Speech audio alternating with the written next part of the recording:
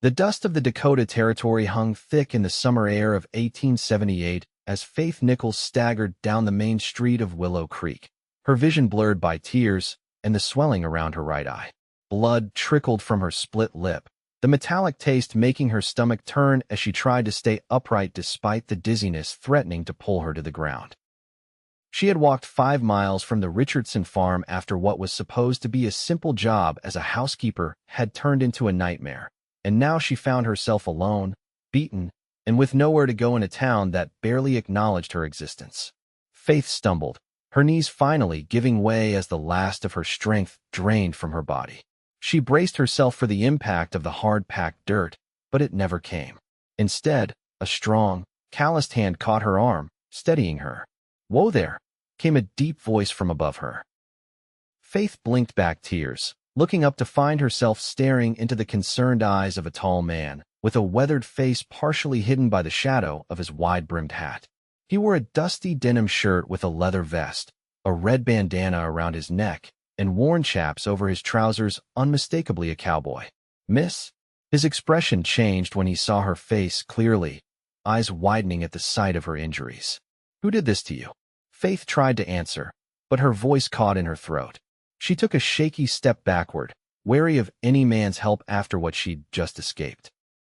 "Name's Isaac Ryder," he said, not moving any closer, giving her space. "I work at the Triple R Ranch just north of town." He gestured to his horse, a chestnut mare tied to the hitching post outside the general store. "Can I help you somehow?" Faith touched her split lip gingerly, wincing at the pain. "I'm fine," she managed, though the tremor in her voice betrayed her.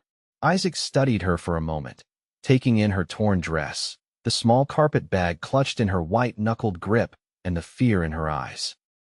Without another word, he removed his bandana, dampened it with water from his canteen, and offered it to her.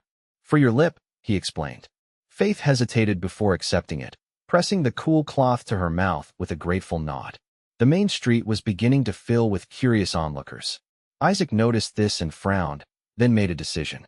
He extended his hand to Faith, who stared at it like it might be a snake. "Come home with me," he said simply, his voice gentle but firm. "No strings attached, just a safe place to rest and clean up. My sister Martha lives at the ranch too. You won't be alone with me." Faith looked from his hand to his eyes, searching for any hint of deception.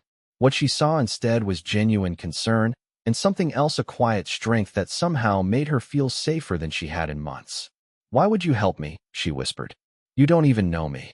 "Don't need to," Isaac replied. "My pa taught me you don't leave someone hurting in the street." He kept his hand extended. "I promise you'll be safe. If you don't like it, I'll bring you right back to town tomorrow." Faith took a deep breath. She had no money, no friends in Willow Creek, and no other options. With trembling fingers, she placed her hand in his. "Faith," she said quietly. "Faith Nichols." Isaac nodded, his expression solemn. "Miss Nichols," he acknowledged, helping her toward his horse. "Let's get you somewhere safe." The ride to the Triple R Ranch took nearly an hour, with Faith seated in front of Isaac on his mare. She remained tense the entire time, ready to leap from the horse at the first sign of danger. But Isaac kept a respectful distance, his arms only lightly around her to hold the reins. "My family's owned this land for 15 years, Isaac explained as they rode through a meadow dotted with wildflowers. "Pa came out from Pennsylvania after the war, built everything from scratch." Faith listened but said nothing, her eyes taking in the rolling hills and the distant mountains. It was beautiful country, the kind that made you understand why men fought and died for land. "Pa passed 3 years ago," Isaac continued. "Now it's just me, my sister Martha, and a couple of hired hands. We run about 200 head of cattle." He paused. "It's not much compared to some spreads, but it's ours." As they crested a hill, Faith saw the ranch for the first time. A modest 2-story farmhouse stood surrounded by several outbuildings, a barn, and corrals. Smoke rose from the chimney, and a dog barked, announcing their arrival. A woman about Faith's age, perhaps 20 or 21, emerged from the house, wiping her hands on her apron. Her hair was the same dark brown as Isaac's, though hers was pulled back in a practical braid. "Isaac, you're back early," she called out, then stopped short when she saw Faith. "Oh my goodness." Isaac dismounted first, then carefully helped Faith down. Her legs nearly buckled after the long ride, and she had to lean against the horse for support. "Martha, this is Miss Faith Nichols," Isaac said. "She needs a place to stay for a while." Martha's eyes widened at the sight of Faith's injuries, but to her credit, she didn't ask questions. Instead, she hurried forward and took Faith's arm gently. "Come inside, Miss Nichols. Let's get you cleaned up and into some fresh clothes." She shot her brother a look. "Isaac, bring in some hot water for the wash basin." Faith allowed herself to be led into the house, which was simple but clean and comfortable. A fire crackled in the stone hearth, and the smell of fresh bread filled the air. Martha guided her to a chair at the kitchen table. "Sit, please. You look about ready to collapse," she said, her voice kind but practical. "I'll fix you something to eat while Isaac brings the water." Faith sank gratefully into the chair. "Thank you," she whispered, overwhelmed by the kindness of these strangers. "I don't have much to pay you with, but I can work." Martha waved away her words. "We'll worry about all that later. First, let's get you feeling human again." Over the next hour, Faith was given warm water to wash with, clean clothes that once belonged to Martha, and a bowl of hearty stew with fresh bread. As she ate, she could feel some of her strength returning, though her split lip made eating painful. "Now then," Martha said once Faith had finished eating, "you're welcome to stay in the spare room upstairs for as long as you need. No questions asked." She hesitated. "Though if there's someone after you, we should know." Faith's hands trembled around her cup of tea. "It was my employer," she said finally. "Mr. Richardson. I took a position as housekeeper at his farm after my father died last winter. I had nowhere else to go." She swallowed hard. "He made advances. When I refused him, he became angry." Isaac, who had been sitting quietly at the other end of the table, stood abruptly, his chair scraping against the wooden floor. His jaw was tight with anger. "Richardson," he repeated, his voice low and dangerous. "Ethan Richardson?" Faith nodded, her eyes wide. "I know him," Isaac said grimly. "Got a reputation for hiring young women without family." He paced the kitchen, then stopped. "You're safe here, Miss Nichols. Richardson won't dare come to Triple R."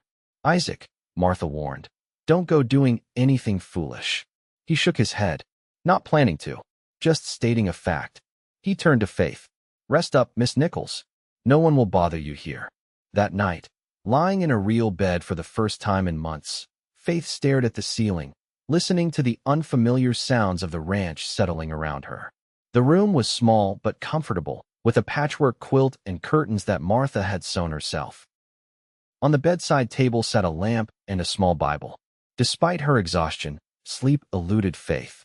Every time she closed her eyes, she saw Richardson's face twisted with rage, felt the sting of his hand against her cheek. She touched her split lip gingerly, wincing at the tenderness. A soft knock at her door startled her. "Miss Nichols." It was Martha's voice. "Are you awake?" "Yes," Faith answered, sitting up as Martha entered with a small jar in her hand. "I thought you might have trouble sleeping," Martha said, sitting on the edge of the bed. "This is an herbal salve my mother taught me to make. It might help with your lip and that bruise." Faith accepted the jar gratefully. "Your mother sounds like a wise woman." Martha smiled softly. "She was.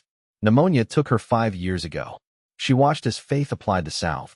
"Isaac told me how he found you, standing in the street, looking lost." Faith nodded, unable to meet Martha's eyes. "I had nowhere else to go." "Well, now you do," Martha said firmly. "At least until you decide what's next." She paused. "Isaac has a good heart. Sometimes too good. He brings home every stray animal and person he finds." She smiled. "But he's never wrong about people." After Martha left, Faith found herself able to sleep at last, the exhaustion of the day finally claiming her. Her dreams were troubled but fleeting, and when she awoke the next morning, sunlight was streaming through the curtains. The next few days fell into a simple routine. Faith helped Martha with household chores, insisting on earning her keep. Her split lip began to heal, the swelling in her face receded, and some color returned to her pale cheeks. Isaac was often gone from sunrise to sunset, working with the cattle or mending fences with the hired hands, 2 brothers named Tom and Will Peterson who lived in the bunkhouse. Faith saw little of Isaac, but she felt his presence everywhere in the freshly cut flowers that appeared on the kitchen table each morning. in the newly repaired steps to the porch that had been loose before she arrived, in the way the ranch hands tipped their hats respectfully whenever she passed.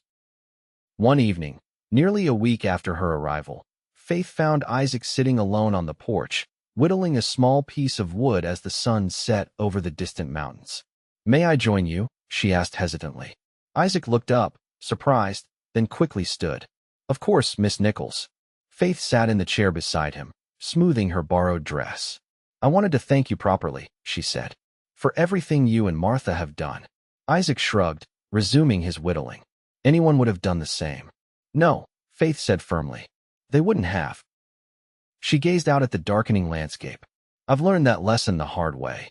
They sat in comfortable silence for a while, the only sounds the scrape of Isaac's knife against wood and the chirping of crickets in the tall grass. "What are you making?" Faith finally asked, nodding toward the wood in his hands. Isaac hesitated, then handed it to her. It was a small carving of a bird, a meadow lark, Faith realized, like the ones that sang in the fields around the ranch. "It's beautiful," she said, running her finger over the delicate wings. "I didn't know you were an artist." Isaac's cheeks colored slightly. "Just something to keep my hands busy in the evenings."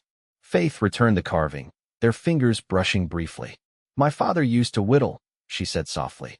"He made me a little wooden horse for my 10th birthday. I kept it until Richardson."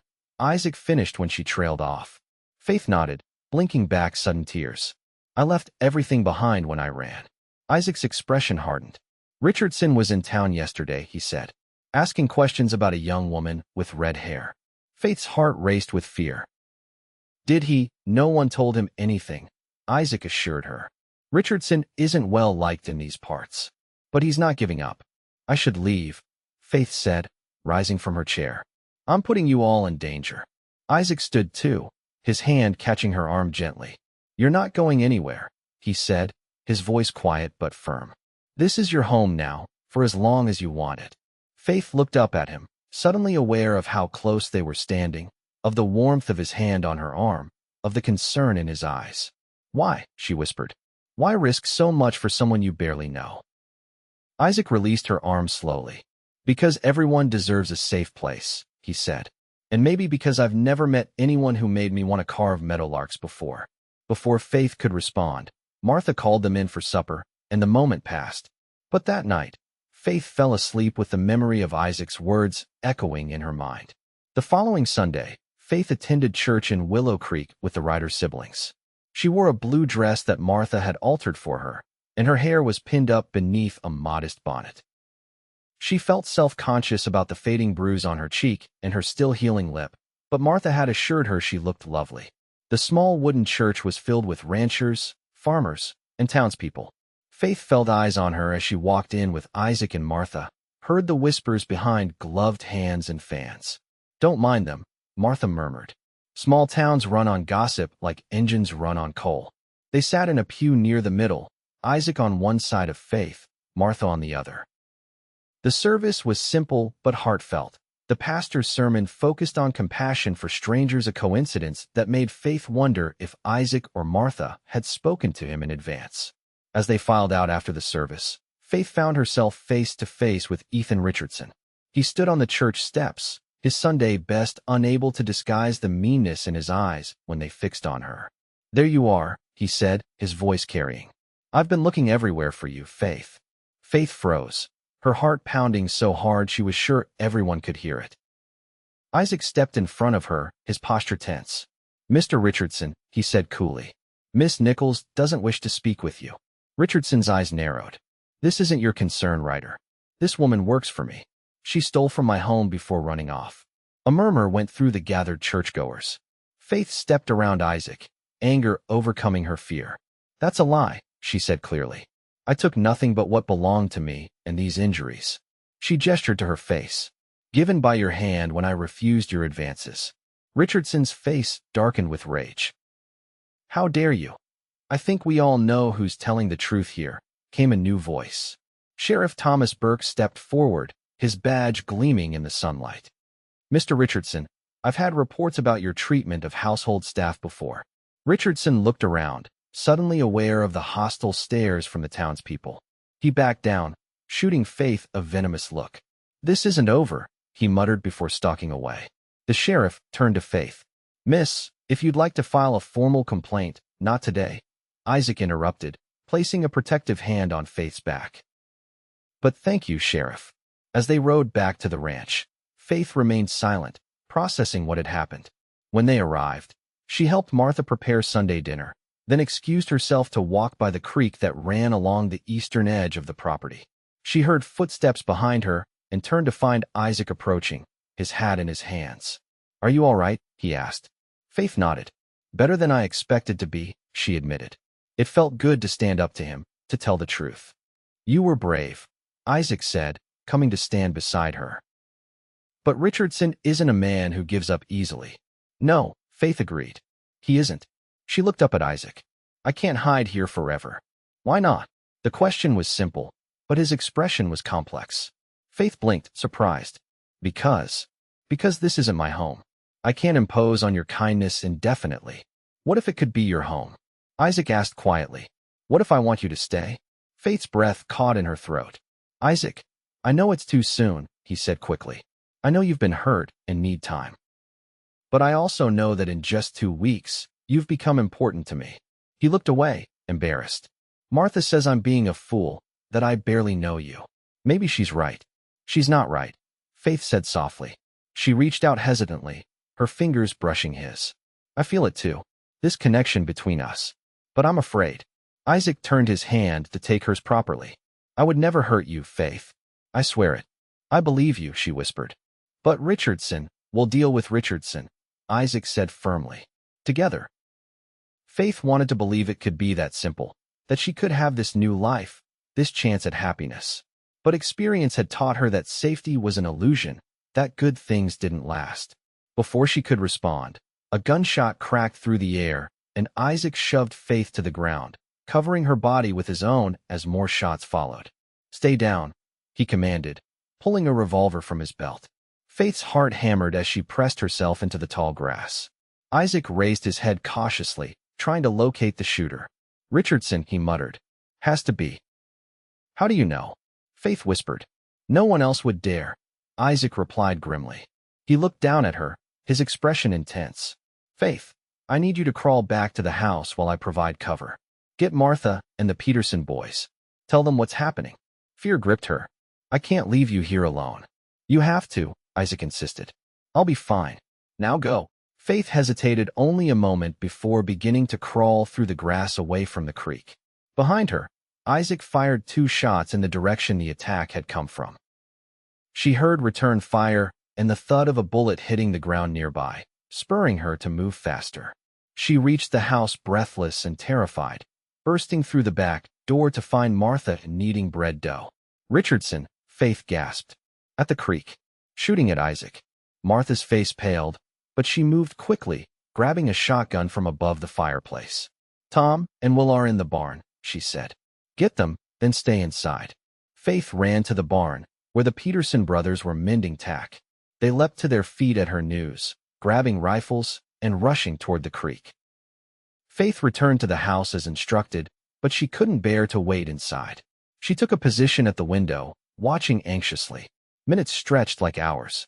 Then she saw them coming back, all of them, including Isaac, who was supporting a limping Tom Peterson. Martha followed, her shotgun still ready, scanning the perimeter. Faith ran outside to meet them. "Isaac, are you hurt?" "I'm fine," he assured her, though his face was grim. "Tom caught a bullet in the leg, but it's just a graze." "And Richardson?" Faith asked, dreading the answer. "Got away," Will Peterson said bitterly. "Coward ran when he was outnumbered. They got Tom inside and Martha tended his wound." Isaac paced the kitchen, his expression dark with anger. "This has to end," he said finally. "Richardson won't stop until he gets what he wants. Or until someone stops him permanently," Will muttered. "No," Faith said firmly. "No more violence. I won't have anyone else hurt because of me." She squared her shoulders. "I'm going to town tomorrow to speak with Sheriff Burke. This has gone far enough." Isaac stopped pacing. "You're not going alone." "Of course not," Martha interjected, finishing the bandage on Tom's leg. "We're all going. The whole town needs to know what kind of man Ethan Richardson really is." That night, Faith couldn't sleep. Every noise made her start, convinced Richardson had returned. Around midnight, she gave up trying and went downstairs for some water, surprised to find Isaac sitting at the kitchen table, his revolver beside him, keeping watch. "You should be sleeping," he said when he saw her. "So should you," she countered, sitting across from him. Isaac shook his head. "Not until I know you're safe." Faith reached across the table and took his hand. "Thank you," she said simply. "For everything." Isaac turned his hand to hold hers. "Faith," he began, then hesitated. "I know this isn't the right time, with everything that's happening, but I need to say it." He met her eyes. "I'm falling in love with you." Faith's heart seemed to stop, then race ahead. "Isaac, you don't need to say anything back," he assured her quickly. "I know it's too soon. If something happens tomorrow, I wanted you to know." Faith stood and moved around the table to him. Gently, she placed her hands on his face, tilting it up to look at her. "It's not too soon," she whispered, and bent to press her lips softly to his, ignoring the slight sting of her healing lip. Isaac stood, drawing her into his arms, the kiss deepening into something that felt like a promise. When they finally broke apart, Faith rested her head against his chest, listening to his heartbeat. "Whatever happens tomorrow," she said, "we face it together." The next morning, Faith, Isaac, Martha, and Will rode into Willow Creek. Tom stayed behind, his leg too sore for travel. The town was bustling with its usual Monday business, wagons delivering goods, children running errands, women shopping and gossiping. They tied their horses outside the sheriff's office, and Isaac helped Faith down, his hand lingering on her waist. The moment of tenderness was interrupted by a shout from across the street. "Ryder!" Ethan Richardson stood in front of the saloon, clearly drunk despite the early hour. His clothes were disheveled, his face unshaven, and his eyes wild with anger. "You think you can steal what's mine?" he yelled. "That whore belongs to me." Isaac's body tensed, but Faith grabbed his arm. "Don't," she whispered. "That's what he wants." People stopped to stare, the street growing quiet except for Richardson's ranting. Faith straightened her shoulders and stepped forward. "I belong to no one, Mr. Richardson," she called clearly. "I am my own person. You have no claim on me." Richardson spat on the ground. "I paid good money for your keep. Fed you, clothed you. And how do you repay me? By running off with the first cowboy who shows interest." "You beat me," Faith responded, her voice steady despite her racing heart. "You tried to force yourself on me. That gives you no rights over me." A crowd had gathered now, watching the confrontation. Sheriff Burke emerged from his office, alerted by the commotion. "What's going on here?" he demanded. Richardson ignored him, focusing on Faith with hate-filled eyes. "You're coming back with me," he slurred, staggering forward. "One way or another." He reached inside his coat and pulled out a revolver. Women screamed, and people scattered for cover. Before Richardson could aim, Isaac moved in front of Faith, shielding her with his body. "Put it down, Richardson," Sheriff Burke ordered, drawing his own weapon. Now, for a terrible moment, Faith was certain Richardson would shoot, that Isaac would die protecting her. But then Richardson's eyes rolled back, and he collapsed face first into the dirt street. The silence that followed was broken by the sound of slow, steady footsteps. An elderly woman walked forward, a heavy cast-iron skillet in her hand. "Never could stand that man," she announced to the stunned onlookers. "Always treating his workers like property." She looked down at Richardson's unconscious form. "Needed a good knock on the head years ago." A ripple of nervous laughter went through the crowd.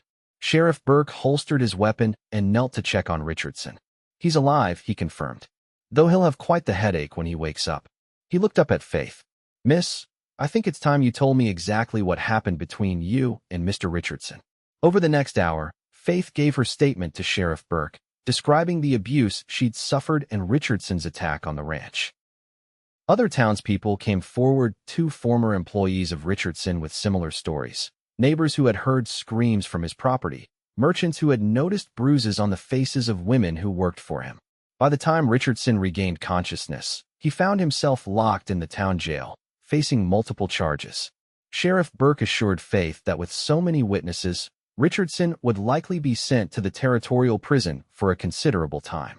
As they left the sheriff's office, Isaac took Faith's hand. "It's over," he said softly.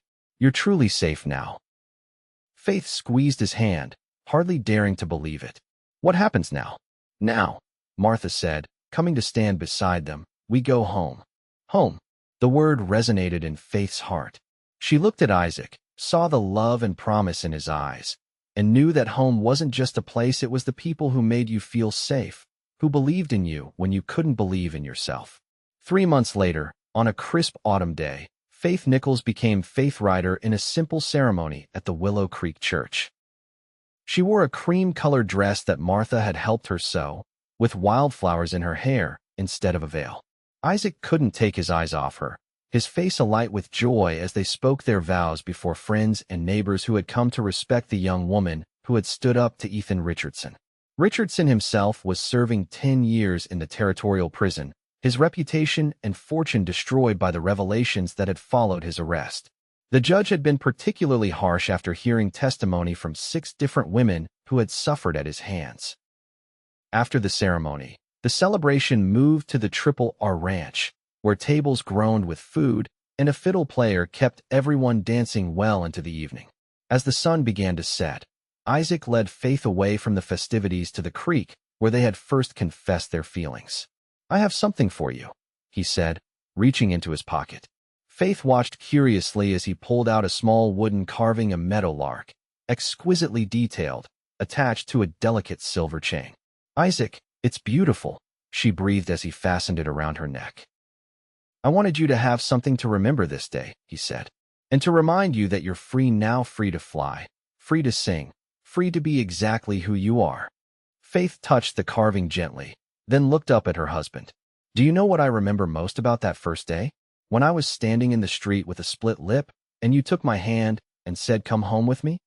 "What?" Isaac asked, his arms circling her waist. "I remember thinking it was impossible that a stranger could look at me with such kindness," Faith said softly. "I didn't believe in that kind of goodness anymore." "And now?" Isaac prompted. Faith smiled, the last traces of her split lip long healed. "Now I know that sometimes salvation comes in the form of a cowboy with gentle hands and a heart big enough to shelter a broken bird." Isaac bent to kiss her, the setting sun painting the sky in shades of gold and pink around them. In the distance, the sounds of laughter and music drifted from the farmhouse. But here by the creek, there was only the two of them, and the promise of all the days to come. "Welcome home, Mrs. Ryder," Isaac whispered against her lips. And Faith, who had once stood beaten and hopeless in the street of a dusty western town, felt her heart soar like the meadowlark around her neck, free at last, and finally, truly home.